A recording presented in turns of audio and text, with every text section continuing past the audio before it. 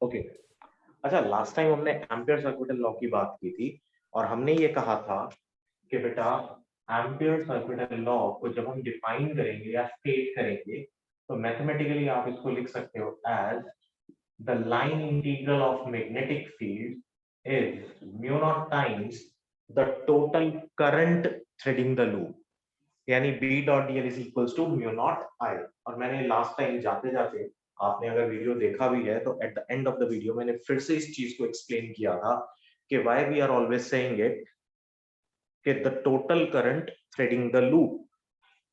मतलब ये होता है कि किसी भी करंट कैरिंग कंडक्टर की अपनी एक मैग्नेटिक फील्ड होती है और मैग्नेटिक फील्ड कुछ इस तरह से अगर मूव करेगी तो इस लूप को कितना करंट थ्रेड कर रहा है, कितना करंट इस लूप के थ्रू पास कर रहा है, that is most important for us.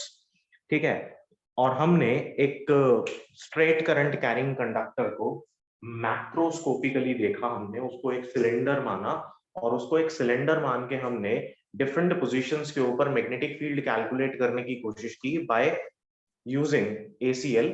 और हमने ये देखा था कि जब सेंटर से यानी कि लॉन्गिट्यूडिनल एक्सिस से जब हम एज की तरफ जाते हैं यानी सरफेस की तरफ जाते हैं तो magnetic field directly proportional to the distance होती है। On the surface area it is inversely proportional to square of the radius, और जैसे आप बाहर चले जाएंगे तो it is inversely proportional to square of the radius of Amperian loop. इतनी बात क्लियर है? Yes sir. Yes sir, clear है। ठीक है, तो आज बात करेंगे उससे आगे, और उससे आगे क्या? उससे आगे है सोलेनॉइड। आज हमने जो कॉन्सेप्ट स्टार्ट करना था बेटा वो था सोलेनॉइड। और सोलेनॉइड सबसे पहली बात कि होता क्या है।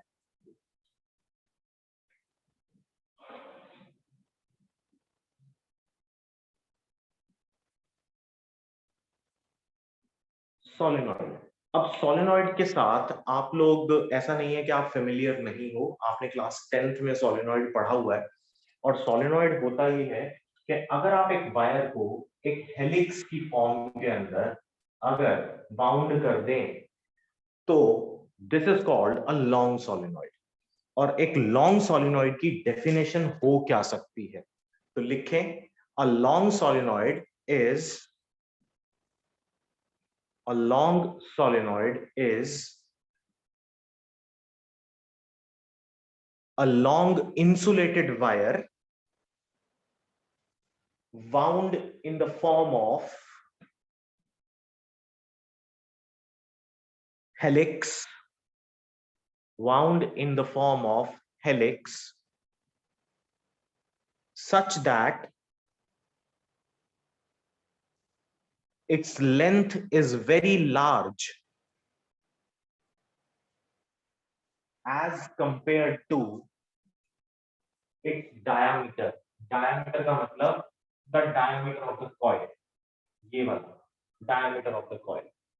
It means its length is very large as compared to its diameter. ये बात क्लियर है? Yes sir. अब सोलेनॉइड के टाइप्स क्या हो सकते हैं? There are two types of solenoids. पहला, एक हो सकता है air cored solenoid. Now what is air cored solenoid? Air cored solenoid होता है जिसके सेंटर में इन लूप्स के बीच में देयर इज नथिंग, यानी कि क्या हो, एयर हो, यानी फ्री स्पेस हो। तो ऐसे वाले सोलेनॉइड को आप कहते हो एयर कोल्ड सोलेनॉइड। लेकिन यही सोलेनॉइड अगर हम लोग किसी एक रॉड के ऊपर इस वायर को बाउंड करें कुछ इस तरह से इन द फॉर्म ऑफ हेलिक्स, तो ये जो रॉड है, अगर इस रॉड की कुछ रिलेटिव परमेबिलिटी है mu r, then this will be called, अब डिपेंडिंग अपॉन द मटेरियल, ठीक है, अगर मैं कहूं कि ये एक आयरन कोर थी, ठीक है, if this is an iron core, एक आयरन रॉड है ये, तो this is called iron cored solenoid, ठीक है। और अगर कोई और मटेरियल है तो उस पर्टिकुलर कोर का सोलेनॉइड ये होगा, ठीक है बेटा? Yes sir. Yes sir. Now what will happen to the net magnetic field? अगर इसकी मैग्नेटिक फील्ड B है, ठीक है, तो इसकी मैग्नेटिक फील्ड होगी बेटा mu r times of B, ठीक है।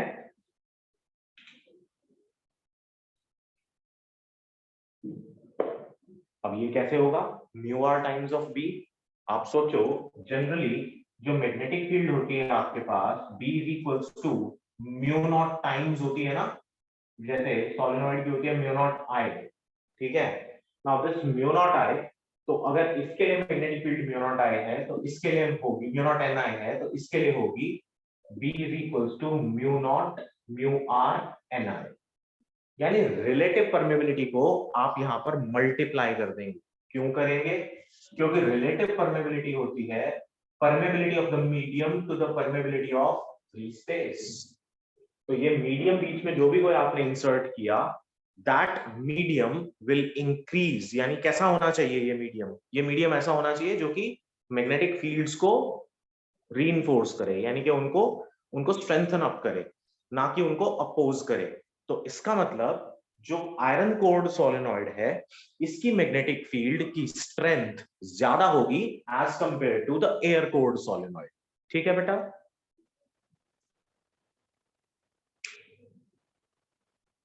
Is this okay? Yes, sir. Yes, sir. Okay. अब बेटा आज हम बात करेंगे कि ये mu not I N I आया कैसे। इस म्यू नॉट एन आई को डिराइव करने की कोशिश करेंगे, और इस म्यू नॉट एन आई को डिराइव करने के लिए हम जो कॉन्सेप्ट यूज करेंगे वो कॉन्सेप्ट होगा ACL, यानी एम्पियर सर्किटल लॉ। अब अगर मैं एम्पियर सर्किटल लॉ यहां पर अप्लाई करूं तो मान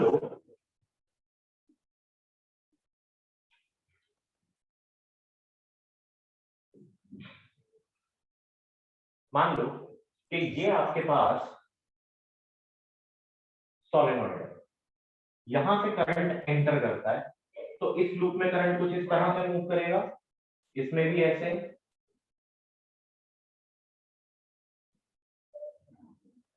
and this will be the direction of current, ठीक है।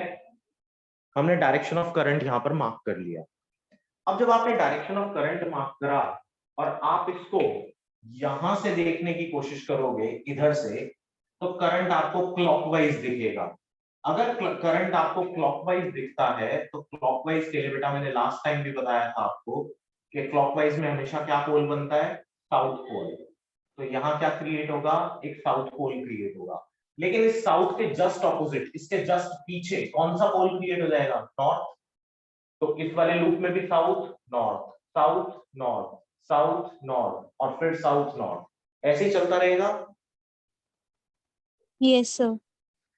तो बेटा ये जो नॉर्थ पोल है आपका, ये वाला, यहां से फील्ड लाइंस निकलेंगी और इसमें एंटर कर जाएंगी। जितनी बार भी फील्ड लाइंस नॉर्थ पोल से निकलेंगी they will enter at the south pole, और inside the solenoid they will move in a straight line, ठीक है। Yes, sir.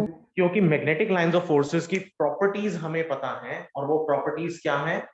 Magnetic lines of forces की प्रॉपर्टीज होती हैं कि वो हमेशा क्या क्रिएट करती हैं? क्लोज्ड लूप्स की फॉर्मेशन करती हैं। तो यहां पर किसकी फॉर्मेशन हुई? क्लोज्ड लूप्स की फॉर्मेशन हुई, है ना। तो इन्हीं क्लोज्ड लूप की फॉर्मेशन की वजह से आपको सेंटर में कॉन्सेंट्रेटेड मैग्नेटिक फील्ड लाइंस दिखाई दे रही हैं, जो कि एक एंड से दूसरे एंड तक, साउथ से नॉर्थ की तरफ मूव कर रही हैं। अब मुझे क्या करना है? मुझे इस सोलेनॉइड की मैग्नेटिक फील्ड स्ट्रेंथ पता करनी है। अब एक और बात, क्योंकि सोलेनॉइड इज लॉन्ग इनफ और इतना बड़ा है कि उसके डायामीटर को अगर हम उसके सामने कंपेयर करें तो उसका डायामीटर काफी छोटा हो जाता है, देन इन दैट केस ये जो लूप बनेगा, this loop will be sufficiently far away from the surface of the solenoid, यानी इस पार्ट में आपको मैग्नेटिक फील्ड नहीं मिलेगी। अगर इस पार्ट में आपके पास मैग्नेटिक फील्ड नहीं है तो मुझे मैग्नेटिक फील्ड निकालनी है इनसाइड द सोलेनॉइड। कैसे निकालूं? देखो ध्यान से, यहां आप क्या करो, एक लूप कंसिडर कर लो। उससे पहले हम ये माने अगर सोलेनॉइड की लेंथ L है and there are n number of turns in the solenoid. n क्या है यहाँ पर? Number of turns. तो बेटा अगर n is the number of turns over the length L और मैंने यहाँ पर एक छोटा सा लूप कंसिडर करा, जिस लूप को मैंने कुछ यहाँ पर इसको नाम दिया A, B, this is point C and this is point B. ठीक है, ABCD मैंने यहाँ पर एक लूप कंसिडर कर लिया। अब इस लूप पे मैं एम्पियर सर्किटल लॉ अप्लाई करूं तो मुझे चारों लेंथ के ऊपर एम्पियर सर्किटल लॉ अप्लाई करना पड़ेगा। तो पहले मैं डीसी पे अगर एम्पियर सर्किटल लॉ अप्लाई करूं, एम्पियर सर्किटल लॉ डीसी पर अगर हम अप्लाई करें तो बी डॉट डीएल प्लस, अच्छा एक और बात, B dot dl cos 0 degree मिलेगा यहाँ पर, क्योंकि हम डी से सी की तरफ जा रहे हैं and magnetic field is also in the same direction. तो लेंथ और magnetic field both are in the same direction, तो एंगल कितना हुआ बेटा? 0 degree. Clear? Yes, sir. Plus अब आप दूसरी लेंथ ले लो, दूसरी लेंथ क्या है? बीसी। तो बीसी में क्या हो गया बेटा, या सीबी लिख लो, BDL cos 90 degree. Magnetic field इस तरफ है, लेंथ ऊपर है, तो लेंथ के साथ मैग्नेटिक फील्ड ने कितना एंगल बनाया? 90। नेक्स्ट AB या BA, BDL cos 180 प्लस AD BDL cos 90 किसके बराबर होगा? Mu not N I. N क्या है यहाँ पर? Number of turns. अगर एक लूप की कुछ मैग्नेटिक स्ट्रेंथ होती है, मैंने पहले भी बोला था आपको, इसका एक मैग्नेटिक डायपोल मूवमेंट होता है m is equals to NIA, यानी इस लूप की अपनी एक मैग्नेटिक फील्ड स्ट्रेंथ होगी।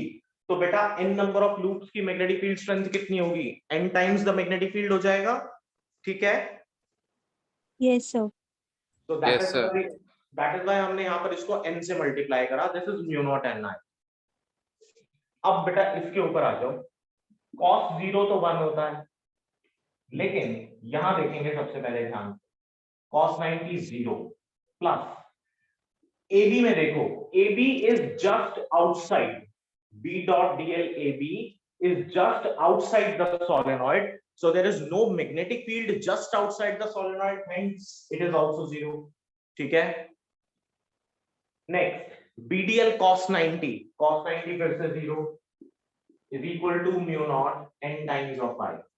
तो आपके पास रिलेशन बच गया सिर्फ और सिर्फ BDL इंटीग्रल DC। ठीक है?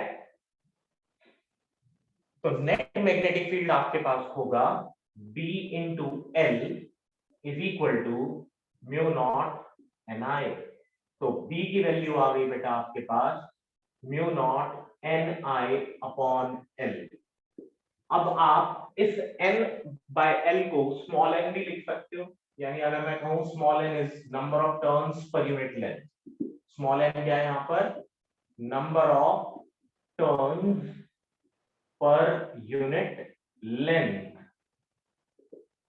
तो बेटा B will be equal to mu nought small NI।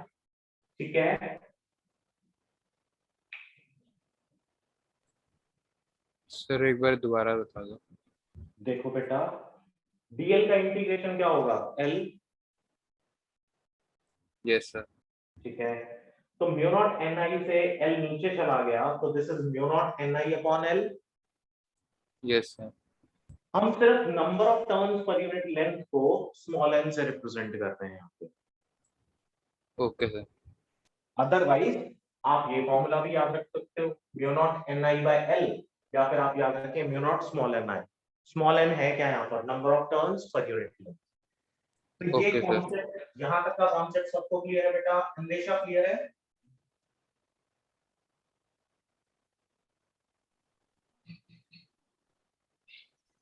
आशी क्लियर है बेटा? Yes, sir. Yes sir clear है। Angela, Yes, sir. Daksh, yes sir clear है। समर्थ, यस सर क्लियर है। माही, सर क्लियर है। Melissa, Yes, sir. Raghav, Yes, sir. Sneha, Vaishnavi. Yes, sir. Okay, तो magnetic field अगर आपको इनसाइड द सोलिनॉइड निकालनी हो तो हम इस तरह से फाइंड आउट कर सकते हैं। अच्छा, एक और बात याद रखना, ऑल्दो कि इसका प्रूफ नहीं पूछा जाएगा, but numerical point of view से इस बात को नोटेड कर लेना कहीं पे भी। मैं यहां पर लिख रहा हूं मैग्नेटिक फील्ड, अभी हमने क्या निकाला था, magnetic field due to a long solenoid, ठीक है, या magnetic field of a long solenoid. अच्छा, ये तो बात याद होनी चाहिए आपको कि मैग्नेटिक फील्ड को आप क्या कह सकते हो, मैग्नेटिक फ्लक्स डेंसिटी भी कह सकते हो, मैग्नेटिक फील्ड स्ट्रेंथ भी कह सकते हो, मैग्नेटिक फील्ड इंटेंसिटी भी कह सकते हो, और सिर्फ मैग्नेटिक फील्ड भी कह सकते हो, ठीक है ना? Yes sir. Yes sir. ठीक है, अगर आपसे पूछा जाए magnetic field due to a long solenoid at any one of the ends, तो याद रखना बेटा, this is half mu naught ni। इसका प्रूफ वैसे रिक्वायर्ड नहीं है, बट कभी आपको लगे कि करना है या करवाना है तो बता देना, करवा देंगे। अदरवाइज आपको सिर्फ कॉम्पिटिटिव एग्जाम्स में न्यूमेरिकल पॉइंट ऑफ व्यू से या कहीं पर भी कॉन्सेप्ट पॉइंट ऑफ व्यू से ये बात याद रखना कि किसी एक एंड पे अगर हम बात करें तो this is mu not N I, half times of mu not N I, ठीक है। और अगर आप इनसाइड द सोलिनॉइड बात करते हो कहीं पर भी एंड्स के बजाय, कहीं पर भी inside the solenoid, then this is always mu not N I, ठीक है। Yes sir. where small n is number of turns per unit length. अच्छा, SI यूनिट हमेशा SI unit of magnetic field मैंने पहले भी बताया था टेस्ला ही रहेगी, ठीक है। क्या कोई CGS यूनिट बता सकता है? CGS unit of magnetic field है किसी को आइडिया क्या होता है? गॉस, ठीक है। So CGS unit of magnetic field is gauss. और what is the relation between gauss and Tesla?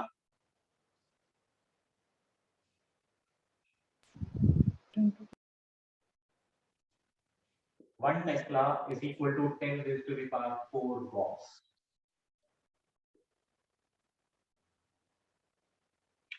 ठीक है, 1 Tesla is equal to 10 to the power 4 Gauss. अच्छा, कैसे आया ये?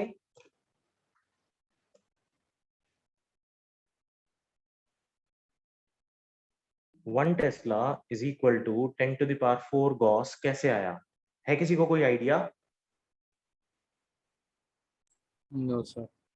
नहीं, चलो अभी के लिए याद रखो, लेकिन इसको एक्सप्लेन करके बताऊंगा जब हम टॉपिक करेंगे लॉरेंट फोर्स।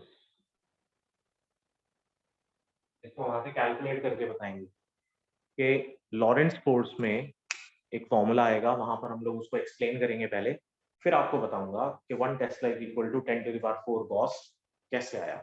ऑल दो के यहाँ बता सकते हैं, बट फिर आपके मन में कई सवाल उठेंगे कि ये फॉर्मूला कैसे आया, कि भाई ये यूनिट कैसे आई। यानी अगर मैं 1 टेस्ला को लिखना चाहूँ तो बेटा 1 टेस्ला को आप ऐसा भी लिख सकते हो, 1 newton upon 1 coulomb into 1 metre per second. अब जब हम इसका कन्वर्जन करते हैं तो 1 टेस्ला 10⁴ गॉस के बराबर आ जाता है। ठीक है, Yes, sir.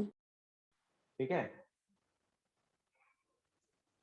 तो ये वहां समझा देंगे कि भी कैसे है। ऑल्दो कि आप इसको अभी भी कर सकते हो। न्यूटन को आप सीजीएस में कन्वर्ट करो तो कितना होगा? 10⁵ डाइम्स होता है ना।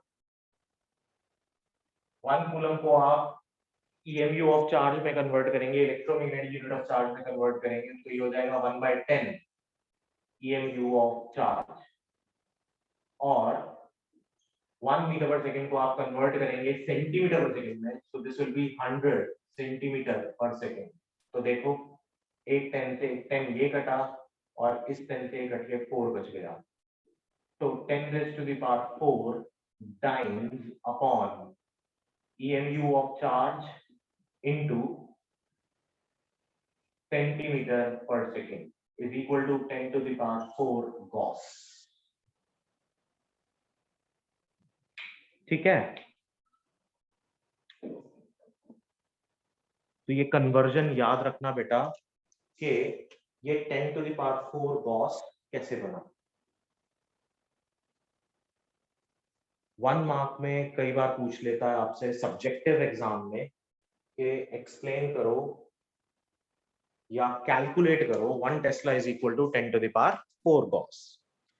तो आई होप कि सोलेनॉइड यहां से क्लियर है, किसी को कोई डाउट तो नहीं ना? No, sir. No, ठीक है। sir. No, sir. Let's move on to the next topic, और अगला टॉपिक है टोरॉइड। अब टोरॉइड क्या होता है? सिर्फ इतना पार्ट मिटाएंगे। सर हाँ जी, आपने जो सॉलिनॉइड के भी हमने 2 टाइप्स की थी, वो भी हाँ। आती है एग्जाम में। कौन सी 2 टाइप्स? सर एक तो हमने एयर वाली की अभी। हाँ हाँ हाँ, एयर कोड और सेंटर में आपने कोई और मटेरियल डाला अगर। हाँ बोलो। सर इसकी डेफिनेशन वगैरह भी आती है एग्जाम में। हाँ बिल्कुल आती है बेटा। जहां तक सर सब्जेक्टिव एग्जाम की बात है तब तक डेफिनेशन तो कभी भी पूछी जा सकती है। और आजकल कुछ स्कूल्स के अंदर जैसे कि वाइवा भी हो रहा है साथ में, ठीक है, तो उसमें भी वो डेफिनेशंस पूछ लेते हैं। प्लीज डेफिनेशंस लिखवा दो। हाँ बेटा, मैंने जो सबसे पहले जो सोलेनॉइड की डेफिनेशन लिखवाई थी, that is the basic definition for any solenoid. ठीक है,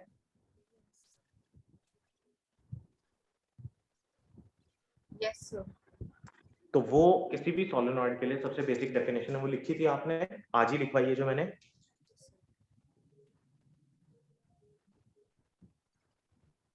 लिखी थी। Yes sir. हाँ तो बस उसमें सिर्फ इतना लिख और ऐड ऑन करना है आपने। जैसे बोला a solenoid is a long solenoid,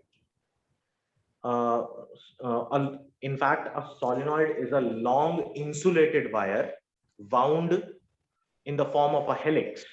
ठीक है, और अगर आप ये लिखने के बजाय ये लिख दो a long solenoid is an insulated wire wound over the core of a given material। ठीक है, तो वो मटेरियल कोड सोलेनॉइड हो जाएगा, और अगर वो सिंपली बाउंड करके आपने हेलिक्स बनाया तो वो एयर कोड हो जाएगा। ठीक है, ओके सर। ठीक है। नेक्स्ट है बेटा, अगला जो टॉपिक है उसका नाम है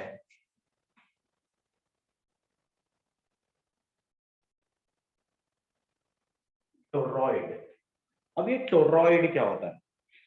टोरॉइड बेसिकली एज सच तो कुछ अलग सी चीज नहीं है तो वो सोलेनॉइड ही, ठीक है, लेकिन यहां पर हम सोलेनॉइड को एक सर्कुलर रिंग के ऊपर बाउंड करते हैं इस तरीके से। मान लो यहां से करंट गया और यहां से निकल आया, तो अब देखो ध्यान से, यहाँ पर करंट इसी डायरेक्शन में मूव करेगा, ऐसे ऐसे,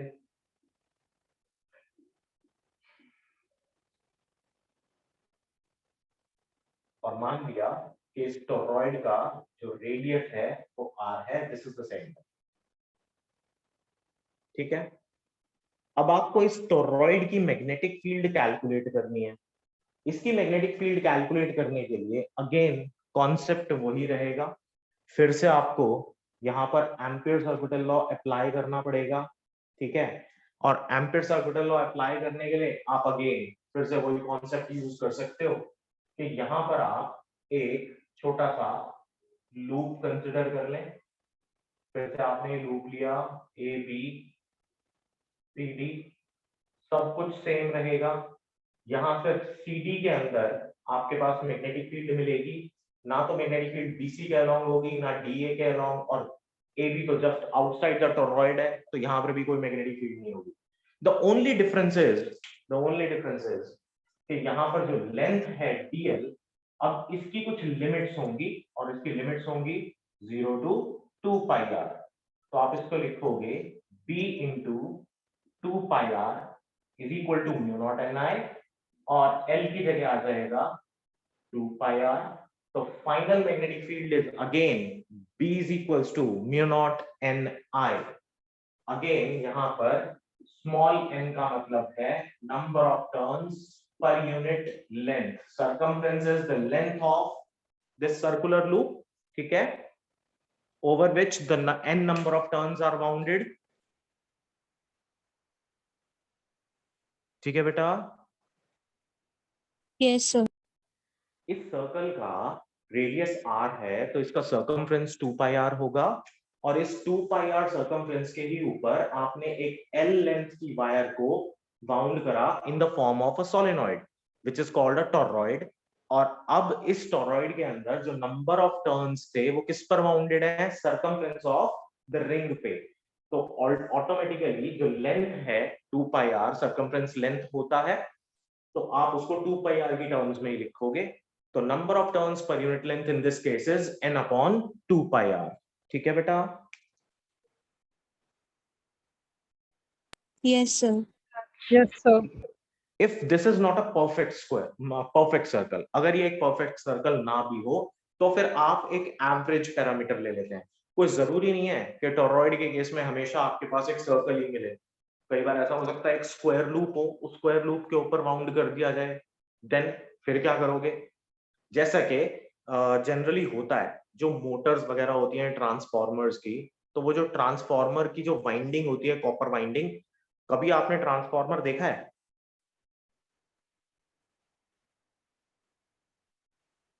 देखा है यस कभी सर, ट्रांसफॉर्मर? देखा है सबने देखा है, पक्की बात?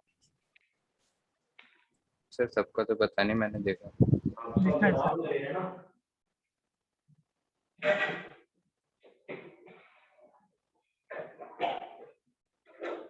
देखा बेटा सबने ट्रांसफॉर्मर? No sir. नहीं देखा। एक्चुअली मैं ढूंढ रहा था, बट अभी एक्चुअली देखो, जैसे कि एक मोटर है ये, ठीक है, इस मोटर के अंदर ना वाइंडिंग्स होती हैं। अब जरूरी नहीं है कि जो वाइंडिंग्स हो ये हमेशा एक परफेक्ट सर्कल के अंदर हो, वो किसी भी शेप का हो सकता है। एक्चुअल में ट्रांसफॉर्मर बनाते हुए हम इस बात का ध्यान रखते हैं कि वहां पर एडी करंट्स मिनिमाइज किए जाएं, तो हम लोग लैमिनेटेड कोर्स यूज करते हैं। These laminated cores are in the form of the alphabet E. अब ये जब एक दूसरे के साथ ऐसे फिक्स हो जाएगा, तो इसके ऊपर कोर्स के ऊपर वाइंडिंग्स की जाती है।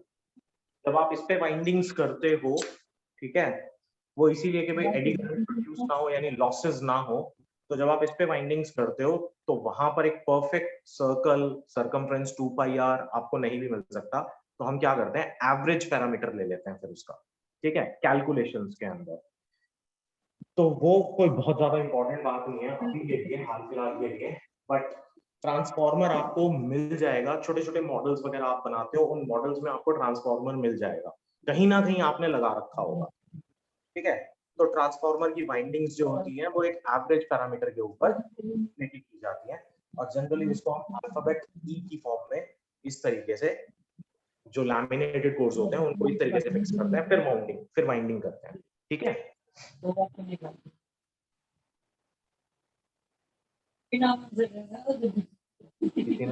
किसी ने कुछ पूछा?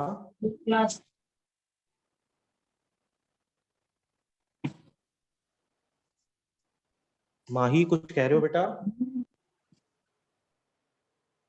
Sorry sir, nothing. अच्छा ठीक है, नेक्स्ट।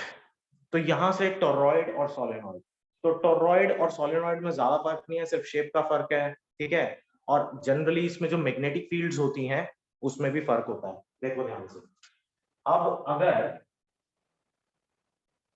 वहां पर तो मैग्नेटिक फील्ड आपको बिल्कुल सीधी सीधी मिल रही लूप बनाते हुए, यहाँ मैग्नेटिक फील्ड कैसे मिलेगी आपको? अगर आप कॉइल की बेसिकली रोटेशंस की बात है, ठीक है, अगर आपको यहां पर सरफेस पे क्रॉस यानी perpendicular to the plane inverse मिल रही है मैग्नेटिक फील्ड, तो इससे जस्ट बाहर आपको perpendicular to the plane outwards मिलेगी। ठीक है, along the length of the circumference. सिर्फ इतनी बात याद रखो, ठीक है, क्योंकि कॉइल ऐसे चलेगा ना, ऐसे मूव करेगा ना, सर्कमफ्रेंस ऐसे ही मूव करेगा ना उसके ऊपर ही, रिंग के ऊपर। जैसे मान लो कि ये आपके पास ये एक रिंग है, ठीक है, और इस पे आपने वायर को वाउंड करा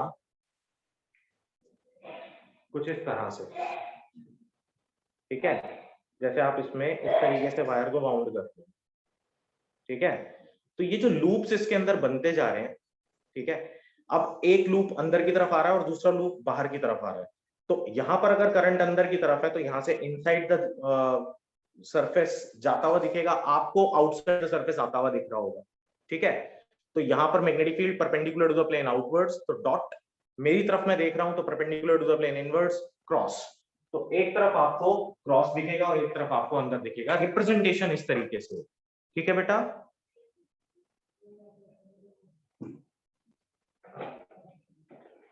क्या ये वाला पॉइंट क्लियर है? Yes yes sir. सर। ठीक है, नेक्स्ट है बेटा लॉरेंट्ज फोर्स। कि लॉरेंट्ज फोर्स होती क्या है? अच्छा, उससे पहले लॉरेंट्ज फोर्स पे आगे चलने से पहले फिर से एक बार बता दूं, एम्पियर सर्किटल लॉ में जो लास्ट टाइम हमने टॉपिक किया था वो सबसे ज्यादा इंपॉर्टेंट है और वही मैक्सिमम टाइम्स पूछा जाता है। आपकी किस्मत अगर बहुत अच्छी है तो आपको सॉलिनॉइड आ जाएगा पेपर में, इजी वाला है वो भी इजी, बट उसमें आपको 3 अलग अलग जगह पर कैलकुलेट करना होगा।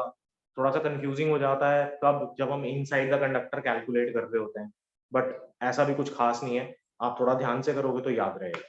ठीक है, next topic is लॉरेंट्ज force.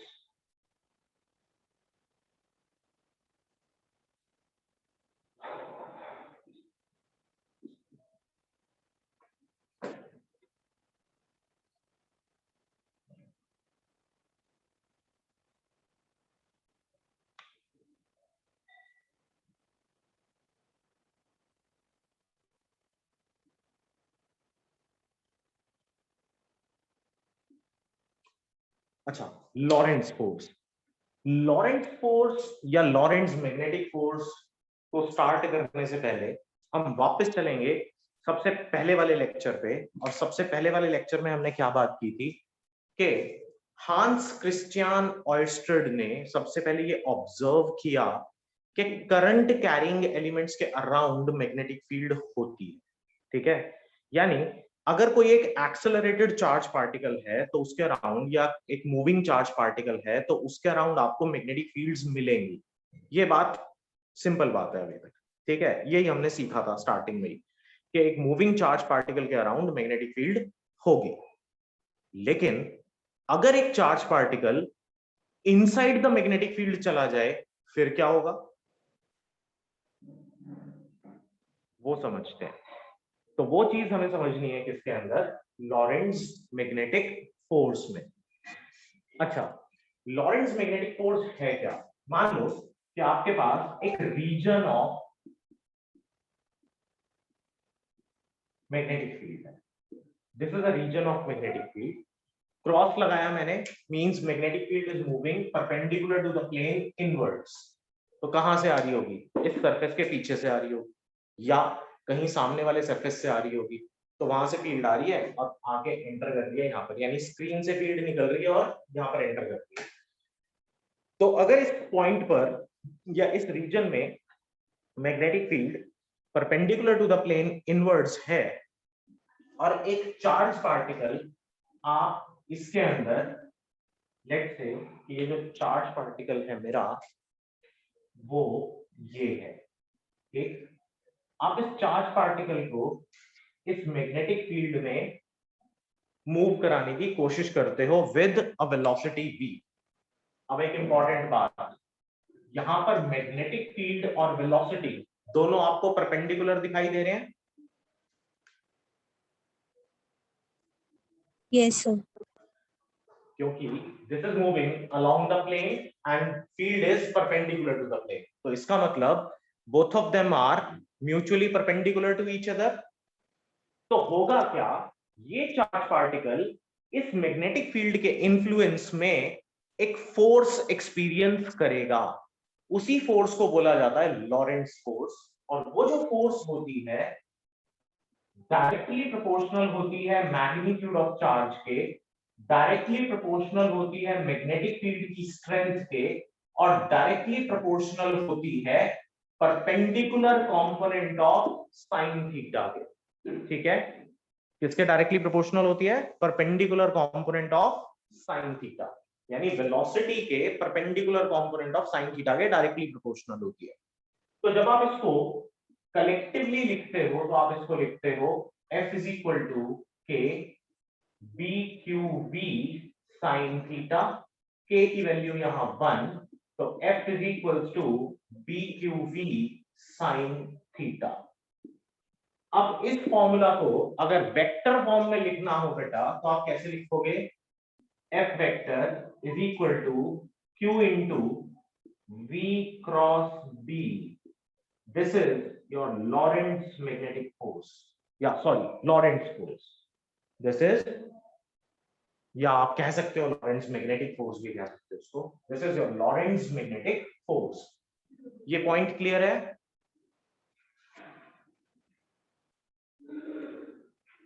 Sir ये एक बार फिर रिपीट कर दो। देखो, चार्ज पार्टिकल जब मूव कर रहा था तो उसके अराउंड मैग्नेटिक फील्ड मिल रही थी, यानी मूविंग चार्ज पार्टिकल्स के अराउंड मैग्नेटिक फील्ड होती है। लेकिन अगर किसी चार्ज पार्टिकल को हम ऑलरेडी एग्जिस्टिंग मैग्नेटिक फील्ड के अंदर डालें तो उसकी अपनी मैग्नेटिक फील्ड और जो एक्सटर्नल मैग्नेटिक फील्ड थी दोनों क्या करेंगी? आपस में इंटरैक्ट करेंगी। ऑल्दो एक सिंगल चार्ज पार्टिकल की मैग्नेटिक फील्ड बहुत ज्यादा नहीं होगी, बट उसके अकॉर्डिंग तो उसने जितनी मैग्नेटिक फील्ड जनरेट करी थी that will be significant for it. ठीक है, अब जब वो चार्ज पार्टिकल एक एक्सटर्नल फील्ड के अंदर जाएगा तो उसका उन दोनों फील्ड्स के रिजल्टेंट के अकॉर्डिंग बिहेव करना लाजमी बात है, क्योंकि उसका इफेक्ट पड़ेगा एक्सटर्नल मैग्नेटिक फील्ड का चार्ज पार्टिकल के ऊपर, पड़ेगा ना? Yes sir. ठीक है, अब चार्ज पार्टिकल के ऊपर जो फोर्स लगेगी, सीधी सी बात, क्योंकि वो एक एक्सटर्नल मैग्नेटिक फील्ड में जा रहा है तो मैग्नेटिक फील्ड के स्ट्रेंथ के प्रोपोर्शनल होगी। Yes sir. तो हमने कहा कि फोर्स मैग्नेटिक फील्ड की स्ट्रेंथ के प्रोपोर्शनल है। दूसरी बात, ये इस बात पे भी डिपेंड करेगा कि चार्ज पार्टिकल कैसा है, वो लाइटर चार्ज पार्टिकल है, पॉजिटिव चार्ज पार्टिकल है, हैवी चार्ज पार्टिकल है, अल्फा पार्टिकल है, बीटा पार्टिकल है, कौन सा पार्टिकल है, पॉजिट्रॉन है या इलेक्ट्रॉन है, या फिर आप कहेंगे वो अल्फा पार्टिकल है आपके पास, तो वो डिपेंड करता है ना, alpha particle is the heaviest out of these three, तो ये डिपेंड करेगा चार्ज के मैग्नीट्यूड पे भी। ठीक है, यस सर। तीसरी इंपॉर्टेंट चीज जिस पर वो डिपेंड करेगा perpendicular component of velocity. Now why we are taking perpendicular component of velocity? एक बात सोचो, अगर मैग्नेटिक फील्ड बिल्कुल सीधा सीधा, अच्छा पहली बात, वेलोसिटी एक वेक्टर क्वांटिटी है, यस सर। मैग्नेटिक फील्ड एक वेक्टर क्वांटिटी है, चार्ज वेक्टर क्वांटिटी हो नहीं सकता। फोर्स उसके ऊपर लगा किसकी वजह से? Interaction of velocity and magnetic field, दोनों की वजह से लगाना। Yes sir. तो आप याद करो कि किन्हीं भी दो वेक्टर्स का प्रोडक्ट जब हमें मिलता है और वो रिजल्टेंट क्वांटिटी भी वेक्टर हो, तो इसका मतलब डायरेक्शन कहां मिलेगी आपको? Perpendicular to the plane of product. कहां मिलती है? Perpendicular to the plane of product. A vector cross B vector is equal to C vector. तो कोई आपसे पूछे डायरेक्शन ऑफ सी वेक्टर, तो डायरेक्शन ऑफ सी वेक्टर यानी direction of C vector is perpendicular to the plane of A cross B. यही होना चाहिए, yes sir. ठीक है। तो फोर्स की डायरेक्शन को कौन डिसाइड करेगा? वेलोसिटी की डायरेक्शन डिसाइड करेगी ना, क्योंकि मैग्नेटिक फील्ड की डायरेक्शन तो फिक्स थी। Yes sir. तो इसका मतलब यहां पर B और B, अब मैं यहां पर इसको बाद में लेके आऊंगा, मैं पहले इसी की बात कर रहा हूं कि यहां पर फोर्स V क्रॉस B पे डिपेंड कर रहा था। तो जब मैं इसको एक्सपैंड करूंगा फॉर्मूला को, तो this becomes BQV sin theta, है ना? Yes sir. तो ऑब्वियसली अगर चार्ज पार्टिकल मैग्नेटिक फील्ड के साथ साथ चल रहा होता, तो उसके ऊपर मैग्नेटिक फील्ड का कोई इफेक्ट ही नहीं पड़ता। उसके ऊपर इफेक्ट कब पड़ेगा? जब वो एक आर्बिट्ररी एंगल पे मूव करेगा विद द मैग्नेटिक फील्ड, और फोर्स मैक्सिमाइज हो जाएगी जब वो 90 डिग्रीज पे मूव करेगा। ठीक है, तो ये बात यहां से भी हम डिराइव कर सकते हैं, कंक्लूजन यहां से भी डिराइव कर सकते हैं। देखो F is equals to BQV sin theta. तो मैं आपसे कहूं Lorentz magnetic force F equal to F max हो जाए तो कब होगा? When theta is equal to 90 degrees. यानी चार्ज पार्टिकल को आप perpendicular to the magnetic field fire कराओ तो फोर्स इसके ऊपर मैक्सिमम एक्ट करेगी। लेकिन एट द सेम टाइम अगर F is equal to BQV sin theta में आके कहो कि थीटा आपका 0 डिग्रीज हो, तो फोर्स तो 0 हो जाएगा, है ना? Yes sir. और अगर आप कहते कि सर जरूरी नहीं है आप साइन थीटा अपनी मर्जी से लिख रहे हो, कॉस थीटा लिखो यहाँ पे, हमें तो कॉस थीटा से समझना है, तो कोई बात नहीं, चलो कॉस थीटा लिख के देखते हैं। अगर मैं लिखता F is equals to BQV cos theta, तो एक बात बताना, F वेक्टर किसके बराबर होता? Q तो वेक्टर हो नहीं सकता, तो ये क्या होता? V vector dot B vector. ऐसा कभी देखा है कि दो वेक्टर प्रोडक्ट अगर डॉट प्रोडक्ट हो तो रिजल्टेंट आपको वेक्टर मिले? कभी नहीं मिलेगा। वो क्या मिलेगा आपको? स्केलर मिलेगा, है ना? Yes sir. दो वेक्टर्स का डॉट प्रोडक्ट हमेशा आपको क्या देगा? स्केलर देगा। तो बाय दिस कॉन्सेप्ट आल्सो यहां साइन थीटा ही होगा, ये perpendicular component of velocity he decide करेगा कि चार्ज के ऊपर कितनी फोर्स लगेगी inside the external magnetic field. ठीक है बेटा? Yes sir. तो अब देखो यहां से फोर्स की SI यूनिट क्या होती है? न्यूटन। तो मैंने बोला 1 newton is equal to magnetic field की यूनिट टेस्ला, चार्ज की यूनिट कूलम और वेलोसिटी की यूनिट मीटर पर सेकेंड। तो आ गया 1 tesla is equal to 1 newton upon 1 coulomb into 1 metre per second. अभी थोड़ी देर पहले यही कराया था। Yes sir. और यहीं से हमने क्या निकाला था कि CGS unit of magnetic field is gauss, और SI यूनिट और CGS यूनिट्स के अंदर हमने एक रिलेशन फाइंड आउट कर लिया था। ठीक है? ठीक है यस बेटा? सर। ओके, अगर मान लो कि आपको चार्ज की डायरेक्शन दे रखी हो, मैग्नेटिक फील्ड की डायरेक्शन दे रखी हो, और निकालना पड़ जाए मैग्नेटिक फील्ड की डायरेक्शन, सॉरी फोर्स की डायरेक्शन, तो कैसे निकालोगे? You have to use left hand Fleming's rule there. अब लेफ्ट हैंड फ्लेमिंग्स रूल क्या होता है? फ्लेमिंग्स, यहां लिख देता हूं, फ्लेमिंग्स लेफ्ट हैंड रूल। अब ये फ्लेमिंग्स लेफ्ट हैंड रूल है क्या? देखो स्टेटमेंट लिख लो बेटा फ्लेमिंग्स लेफ्ट हैंड रूल की।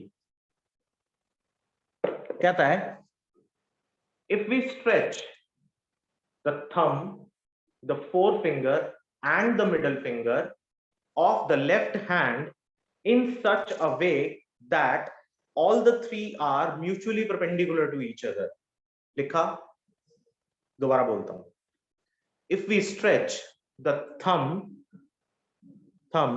the forefinger and the middle finger in such a way that they are mutually perpendicular to each other, then the direction of force is given by the thumb. The direction of magnetic field is given by the forefinger, and the direction of current or motion or velocity is given by the middle finger.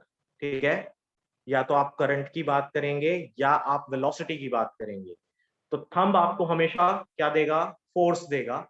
Middle finger आपको क्या देगी? हमेशा ये वाली four finger आपको क्या देगी? हमेशा मैग्नेटिक फील्ड. और मिडिल फिंगर आपको हमेशा क्या देगी? करंट और वेलोसिटी. ठीक है, यस सर, समझ आ गया. Yes, sir. और इसको याद कैसे रखोगे? FBI. FBI आप बहुत सुनते हो जनरली मूवीज के अंदर या आप न्यूज वगैरह में. तो FBI से याद रखेंगे. ठीक है,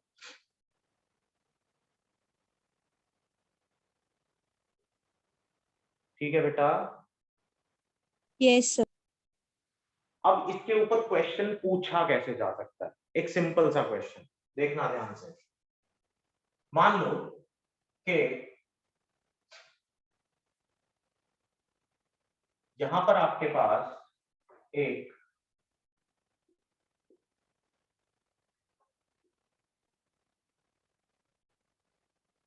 रीजन ऑफ मैग्नेटिक फील्ड दिया हुआ, and in this region of magnetic field हमारे पास एक सिलेंडर है,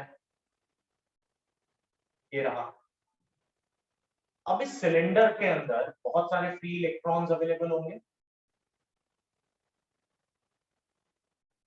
अगर मैं इस सिलेंडर को अंदर की तरफ मूव कराऊं विद वेलोसिटी v, ठीक है, तो मैं आपसे ये पूछना चाहता हूं what will be the direction of electrons. What will be the direction of electrons. यानी आप इसको मूव करा के कहां ले रहे हो? लेके आ रहे हो इनसाइड द मैग्नेटिक फील्ड लेके आ रहे हो. यानी ये यहां से मूव करके यहां आ गया. ठीक है, और this is in motion. In fact ये वेलोसिटी है. तो होगा क्या? जैसे ही आप कंडक्टर को इनसाइड द मैग्नेटिक फील्ड लाओगे, ये फ्री चार्जेस कुछ फोर्स एक्सपीरियंस करना शुरू करेंगे according to the Lorentz force. करेंगे ना? Yes, sir. अब फोर्स एक्सपीरियंस करेंगे तो फोर्स है तो एक्सेलरेशन भी होगा. It means there must be some direction in which these free charges are going to move. Yes, sir. Now what will be that direction? upwards. Upwards. Okay, कैसे? देखो ध्यान से. बिल्कुल ठीक है. वैसे तो आप क्या कर रहे हैं? फिर से लेफ्ट हैंड रूल लगाएं. बहुत सिंपल है. मैंने बोला आपको this is F, this is B, this is I. अब एक बात याद रखना, ये I या वेलोसिटी है. ठीक है, अब यहां पर करंट की हम बात कर रहे हैं. तो आप जिस डायरेक्शन में उसको मूव करा रहे हो, यानी वेलोसिटी आपने जिस डायरेक्शन में दी, तो फोर्स वही हुई ना आपके पास. Yes, sir. तो करंट निकाल लो. कैसे करोगे? ये फोर फिंगर कहां गई? Inside the plane. ठीक है, तो अगर ये इनसाइड द प्लेन है तो आपका थंब ऊपर जा रहा है और ये वाली फिंगर कहां आ रही है? नीचे की तरफ, है ना बेटा? Yes, sir. तो यानी फोर्स अगर इधर लग रही थी तो करंट कहां जाएगा? नीचे. अगर करंट नीचे की तरफ जा रहा है तो इलेक्ट्रॉन की डायरेक्शन कहां होगी? अपवर्ड्स होगी. मैंने आपसे डायरेक्शन ऑफ इलेक्ट्रॉन ही पूछा था. आपसे पेपर में डायरेक्शन ऑफ करंट भी पूछ सकता है. आपसे पेपर में ये भी पूछ सकता है कि ये एंड ए अगर है, लेट्स से कि ये आपका एंड है m और ये एंड है n, तो वो ये भी पूछ सकता है out of these two ends which one is at the lower potential. तो आपने करंट की डायरेक्शन निकाली, करंट कहां से कहां मूव करता है, from higher potential to lower potential, करता है ना? Yes, sir. और इलेक्ट्रॉन किसकी तरफ जाता है, टुवर्ड्स द हायर पोटेंशियल। तो इट मींस m यहां पर हायर पोटेंशियल पे होगा, n यहां पर क्या होगा, लोअर पोटेंशियल होगा। इट मींस ये नेगेटिव होगा और ये पॉजिटिव होगा, ठीक है? तो एक ही फिगर के अंदर दो तीन अलग अलग क्वेश्चंस का डिस्कशन यहां हो जाता है कि आपसे वो क्या क्या पूछ सकता है। आपसे वो direction of flow of electrons पूछ सकता है, आपसे वो direction of flow of current पूछ सकता है, आपसे वो ये पूछ सकता है कि कौन सा एंड हायर पोटेंशियल पे होगा और कौन सा एंड लोअर पोटेंशियल पे होगा, ठीक है? Yes, sir. क्या ये पॉइंट, ये टॉपिक क्लियर है सबको? Yes, sir. Yes, sir. ठीक है, दक्ष क्लियर है बेटा? यस सर क्लियर है। Angela, Yes, sir. Clear है। माही, Sir, clear है। समर्थ, सर क्लियर है। Melissa, yes sir. Neha, yes sir. Vaishnavi, Yes, sir. आशी क्लियर है बेटा?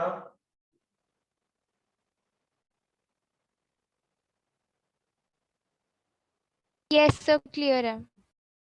ठीक है, तो यहां तक का पार्ट आप एक बार रीड करेंगे, इसको एक बार गो थ्रू कर लेना, देख लेना दोबारा से, क्योंकि अब इसके बाद सभी मैक्सिमम ज्यादातर कॉन्सेप्ट्स में लॉरेंट्ज मैग्नेटिक फोर्स यूज होगा, ठीक है?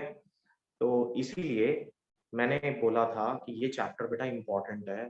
यहाँ पर जब तक बायट-सावर्ट लॉ कर रहे थे तो सभी उसी के कंटेक्स्ट में बात हो रही थी, फिर एम्पियर-सर्किटल लॉ किया तो 3-4 टॉपिक उसी के कंटेक्स्ट में चले।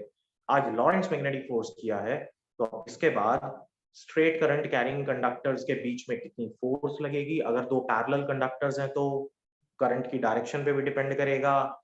इसके अलावा सिंगल कंडक्टर में एग्जैक्टली फोर्स कितनी होती है, इसके अलावा साइक्लोट्रॉन में चार्जेस कैसे मूव करते हैं, इसके अलावा क्रॉस्ड मैग्नेटिक फील्ड्स में आज हमने बात की एक एक्सट्रीम केस की, जहां पर हम सिर्फ फोर्स का फॉर्मूला बना रहे थे, बट आगे हमें 3 केसेस की बात करनी है कि एक्चुअल में जब हमने यहाँ पर ये चार्ज पार्टिकल को फायर करा इनसाइड द मैग्नेटिक फील्ड तो इसकी ट्रेजेक्टरी क्या होगी।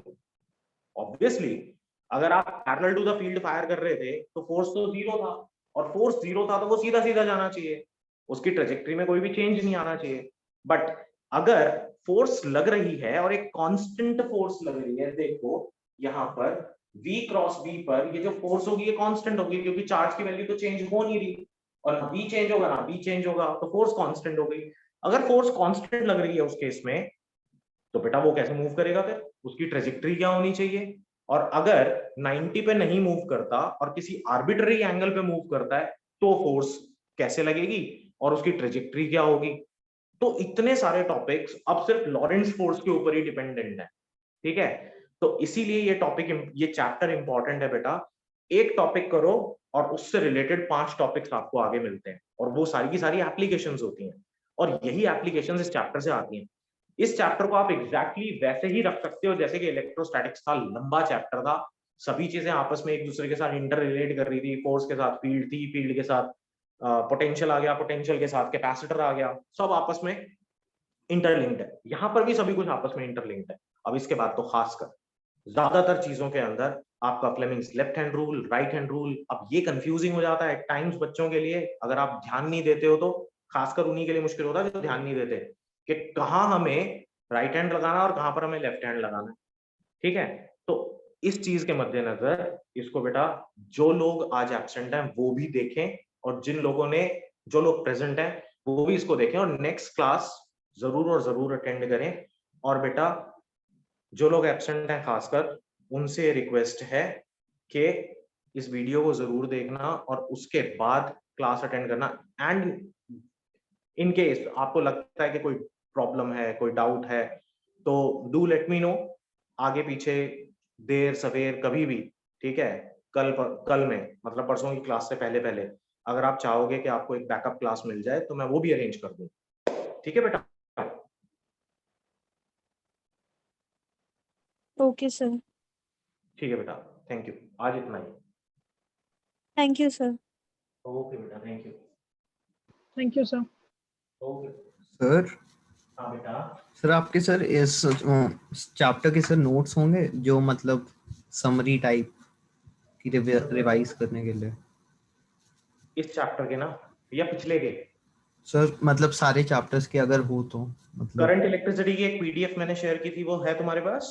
हाँ सर वो है सर, मतलब इस चैप्टर की पूछ रहा एंड इनफैक्ट इलेक्ट्रोस्टैटिक्स की भी की थी मैंने बिल्कुल स्टार्टिंग में, वो भी होनी चाहिए। हूँ। हाँ सर है सर। तो ठीक है, दो तो हो गई आपके पास। Yes sir. तीसरा इसका मैं अरेंज करता हूँ, ठीक है? ठीक है सर। इसकी भी जैसे ओके बन जाएगी, मैं इनफैक्ट आज मैं कोशिश कर तो रहा था बट कुछ कमी है अभी भी, बट जैसे ही बन जाएगी मैं शेयर कर दूंगा। Okay sir, thank you sir. ठीक है सर हाँ बेटा। मेरे स्कूल में ना मतलब अब हर Saturday subject wise oral test होंगे, ठीक है। क्योंकि इस चीज के लिए मतलब ये जैसे लॉकडाउन है ना, तो इसलिए मैम बोल रही कि हाँ मैम को जो ये लग रहा है कि सब चीटिंग हाँ मार रहे हैं, सबके नंबर कैसे आ रहे हैं, तो यस सर, एक उसको रैशनलाइज करने के लिए वो क्या कर रहे हैं आजकल, ओरल टेस्ट ले रहे हैं। हाँ वो कोई बात बताएंगे। नहीं। तो सर ये आप मेरे को ये बता दो कि मतलब अभी जो चैप्टर बताए नहीं, सैटरडे को होगा शायद, कल बताए मैम, तो आप मेरे को ये बता दोगे कि वन वर्ड मतलब एमसीक्यू टाइप ही पूछेंगी, तो क्या क्या पूछेंगे वो सब क्वेश्चन अगर? एमसीक्यू नहीं पूछते बेटा उसके अंदर, वो वन वर्ड पूछते हैं। मतलब वन वर्ड वही, और हाँ एट टाइम्स वो क्या करते हैं आपके साथ एक पिक्चर शेयर कर देते हैं, और उस पिक्चर की ना आप उस पिक्चर के अंदर क्या प्रोसीजर फॉलो हो रहा है, इनफैक्ट क्या कॉन्सेप्ट लग रहा है, वो कॉन्सेप्ट आपसे डिटेल में पूछते हैं।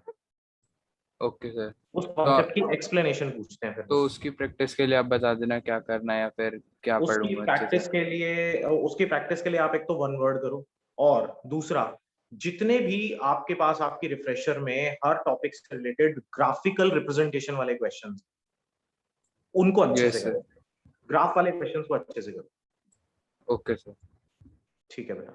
Thank you. ओके।